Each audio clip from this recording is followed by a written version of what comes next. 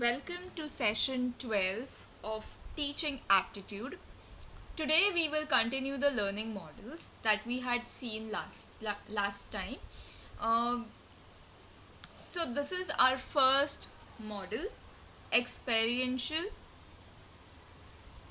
learning theory by David Kolb.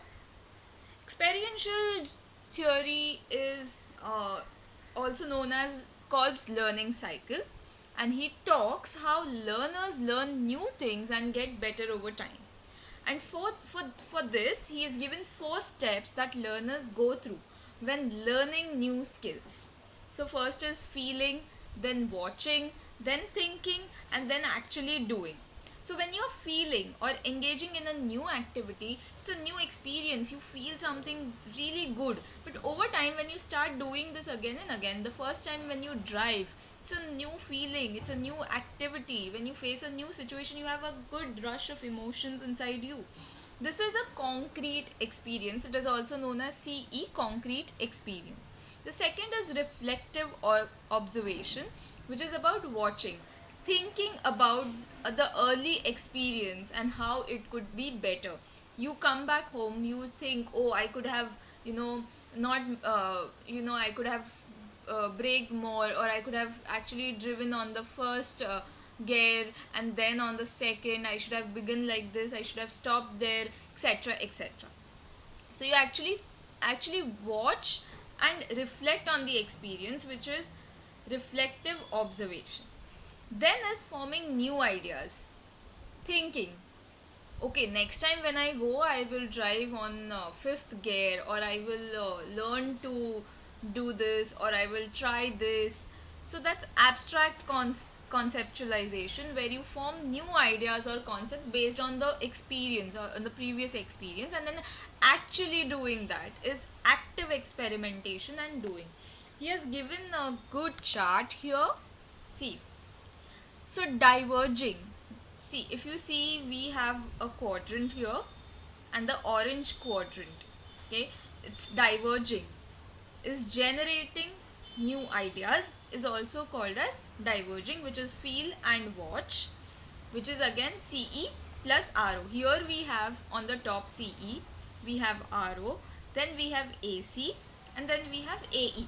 So this particular sequence is followed here in a clockwise direction. So feeling, then it's watching, then it's thinking, and then it is doing.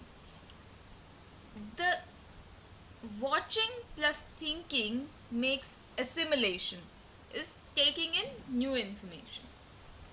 Then we have converging, which is thinking plus doing, using new information to create new things. And then doing plus feeling, that is AE plus CE, is accommodating, where you adapt to the new information, change your old beliefs, and ignore the logic. Okay, here we end this particular, and this one is actually important, so please don't forget this. You have to learn the chart as well as the table that has been given to you. Then we move to Jean Piaget's cognitive development theory. Cognition is brain's ability to take in information, process it, and store it in the memory. Cognitive school of thought views brain as super smart librarian. Please don't forget, cognitive school of thought views brain as super smart librarian, and there are 3 processes to develop the cognitive, it's of cognitive development, that is AAE. But before that, what are schemas? Metal boxes that store and organize information to understand things better. It is a set of interconnected ideas or mental representations stored in our minds. 3 processes that processes of cognitive development are assimilation, then accommodation, and then equilibration. Okay, so here I have given examples as well, and The assimilation is when the child uses existing schemas to understand a new schema. For example, a child sees a zebra and understands that he's a white horse. Then, because he has already seen a horse, so he feels okay, this is a white horse. But then, when it comes to accommodation, when the parents tell them that no, this is different, existing schemas need a shift or they change according to the new information that they are given, then they understand, okay, zebras live in the forest and horses live on the fields. They are pet animals and have different behaviors. They understand that. Okay, then there is equilibration. When the child balances between what he already knows and changes their ideas as per the new information, that is accommodation, it helps them to grow and understand more, understand better, and understand their mistakes and accordingly build new knowledge. So now the child knows a horse and also knows a zebra. So that's how we have to understand the Jean Piaget's cognitive development theory. This theory has been continued, and there are 4 stages of cognitive development. You have to simply remember the chart. There is no going away from this chart. So, first stage is the sensory motor stage, then is the pre-operational stage, then is concrete operational stage, and then there is the formal operational stage. The sensory motor stage lasts from 0 to 2 years, and it's all about object permanence, and that also begins at 8 to 12 months. The child learns about environment through reflexes, senses, and motor activities. And what is object permanence? So it is when the child learns that things exist even when they don't see it. Okay. Then is the pre-operational stage. It is between 2 to 7 years of the kid's age, and this is about symbolic thought and egocentrism. What is egocentrism? It's when a child finds it hard to see things from others' perspective. Then is the concrete operational stage, which is from 7 to 11 years, and here it is all about operational thought and conservation. So conservation is when the child understands that certain properties of objects like volume, number stay same even if the shape changes. Then we have formal operational stage, which is 11 years and above, and is all about the abstract concepts. It's about abstract thinking. Okay. Now, the ability to solve conservation problems depends on having understanding of 3 aspects of reasoning, that is identity, compensation, and reversibility. Moving forward,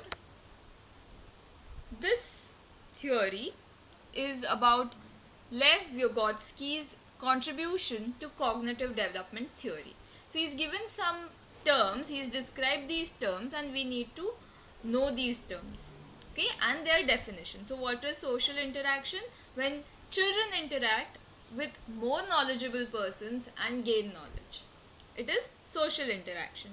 What is ZPD? We commonly call this as ZPD.